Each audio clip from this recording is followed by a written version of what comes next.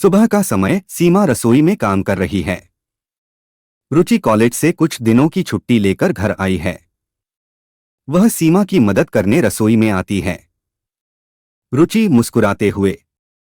भाभी, मैं आपकी मदद कर दूं?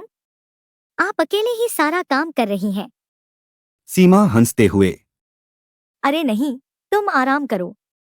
तुम छुट्टियों में आई हो, घर के काम से दूर ही रहो। नहीं भाभी, मुझे अच्छा लगता है आपके साथ काम करना। और वैसे भी, मैं घर के काम में हाथ बंटाने आई हूँ, सिर्फ आराम करने नहीं। ठीक है, अगर तुम्हारा मन है तो आ जाओ। ये सब्जियां काट दो, तब तक मैं रोटी बना देती हूँ। रुचि सब्जियां काटने लगती है और सीमा रोटी बेलने लगती है। दोपहर का समय रुचि और सीमा घर के आंगन में बैठकर बातें कर रही हैं। रुचि। भाभी, आप और भाई साहब की शादी को 2 साल हो गए ना? अभी तक आप दोनों में कभी लड़ाई झगड़ा नहीं देखा।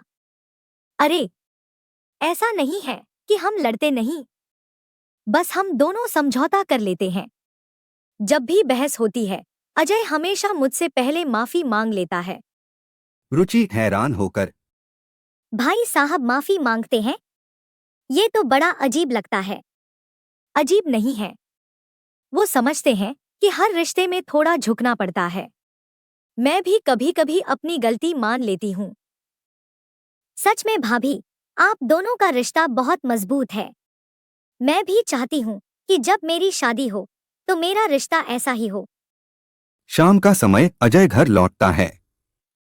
सीमा और रुचि लिविंग रूम में बैठकर टीवी देख रही हैं। अजय मुस्कुराते हुए। अरे, आज दोनों बहनें एक साथ टीवी देख रही हैं? मुझे भी साथ में बैठने दो। हाँ हाँ, आ जाओ। रुचि बता रही थी कि वो अपने कॉलेज की दोस्त की शादी में जाने की सोच रही है। अजय रुचि की तरफ देखते हुए। अच्छा, कब की शादी है? अगले महीने। लेकिन सोच रही हूँ कि क्या जाना सही रहेगा। मुझे लगता है कि भाभी और माँ अकेली रह जाएंगी। अरे, तुम बेफिक्र होकर जाओ, मैं और माँ संभाल लेंगे। हाँ, तुम जाओ। और वैसे भी शादी में जाने का मजा लेना चाहिए। भाई, आपको और भाभी को देखकर लगता है कि शादी एक खूबसूरत रिश्ता हो सकता है, अगर दोनों लोग एक दूसरे का ख्याल रखें। सिर्फ ख्याल ही नहीं, दोस्ती भी होनी चाहिए। सीमा मेरी सबसे अच्छी दोस्त है। अगले दिन माँ सीमा से बात कर रही होती हैं, जबकि रुचि अपनी तैयारी कर रही है। माँ। सीमा, तुमने रुचि को इतने प्यार से संभाल लिया है। पहले मुझे डर था कि भाभी नत के रिश्ते में हमेशा तकरार रहेगी। माँ, ये सब आपका आशीर्वाद है। और फिर रुचि मेरी छोटी बहन जैसी है। हमने कभी भी रिश्तों को बोझ नहीं समझा। तुम्हें पाकर मैं धन्य हो गई हूँ। रुचि को भी तुमसे बहुत कुछ सीखने को मिल रहा है। रुचि के जाने का दिन आ गया है। वह अपनी ट्रेन का इंतजार कर रही है और अजय और सीमा उसे स्टेशन तक छोड़ने आए हैं। रुचि आंखों में हल्की नमी के साथ।